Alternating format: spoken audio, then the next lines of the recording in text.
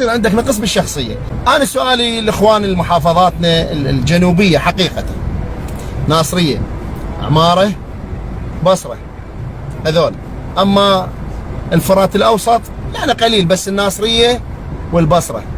أما العمارة قليلين بها. هواي جاي يسبون بينا ويسبون بإيران، وأنتم ما تدرون بيهم ذول الشيعة. وحق كل كلمة بالقرآن، وحق مصاب الإمام الحسين أبرأ من دين محمد إذا أنا كاذب، وهاي مسؤول أمام الله إن كنت كاذب أنا. وحق كل كلمة بالقرآن. كل واحد سب الشعب الإيراني هذا مو شيعي أعتبره، ولا ينتمي لشيعة أمير المؤمنين. ما لنا شغلة بسياسة إيران، دفرة بيك وبيهم. أنا دا أتكلم على الشعب الإيراني ويتشمت بيهم ويصيح الله يخلصنا منهم وحيل وياهم وهو شيعي. يابا وحق مصاب الإمام الحسين أبرأ من دين محمد إن كنت كاذب. أنت ما محسوب على شيعة علي، وأصلا أنت حتى ما محسوب على السنة. أنت رجال لا شرية ولا حمرية، مقطم. فأنتم اللي خذلتونا وقلتوا علينا أحزاب إيران وأنتم شيعة، وحق هو الإمام الحسين. الشيعة بريئة منكم، مو أنا اللي أقول. روح أنا أتحملها أمام الله. روح اسأل كل المراجع، قل له أنا سبيت ذول وقلت إيران كذا واليمن كذا ولعنة الله عليهم كذا. أنا أعتبر أن الشيعة مال أمير المؤمنين.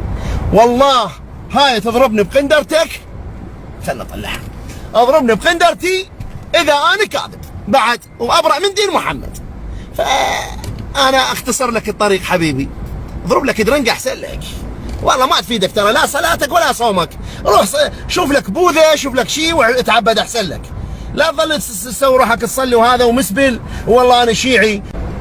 والبارحة واحد هم طالع من الناصرية، أبو عزرائيل والله العظيم أن على هيك منك ولا على والديك. هاي بعد جديد. زين هو طفل يعني عمره 16 سنة، يعني أنا يمكن بتفلة فقد الوعي وهيك يغلط. والنوب إذا بيك زود وين المراجل؟ تعال للناس. وانا ايش عندي مصخم للناصرية؟ ايش عندي؟ رعي، عندي زرع، ما ايش اسوي؟ جايب حياتي انا شايفها. بس المشكلة يم الموقف. هاي المطايل يمك، ربعك، ناسك، ابوك، اهلك، الزقنبوك زقنبوت سم. ما قالوا لك هذا مجاهد شيعي، هذا مجاهد بالحشد، ولك هذا ناصر محمد والي محمد.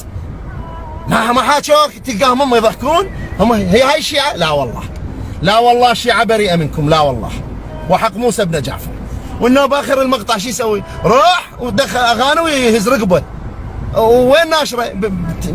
تك تك ما ادري شو يسمونها. والعالم ها ها ها ها وكلها شيعة. هم هذول الشيعة؟ يابا ابرأ من دين محمد اذا ذول شيعة، وانا مسؤول امام الله وامام التكليف الشرعي اذا انا كاذب. ايش قد مستشيعين عندنا وهم مو شيعة.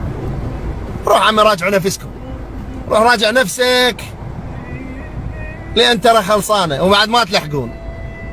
ولذلك الله سبحانه وتعالى يكرم عباده ويوفقهم لما فيه الخير والصلاح والاصلاح. معركة الفصل ترى قريبة والموت قادم، لا مفر منه.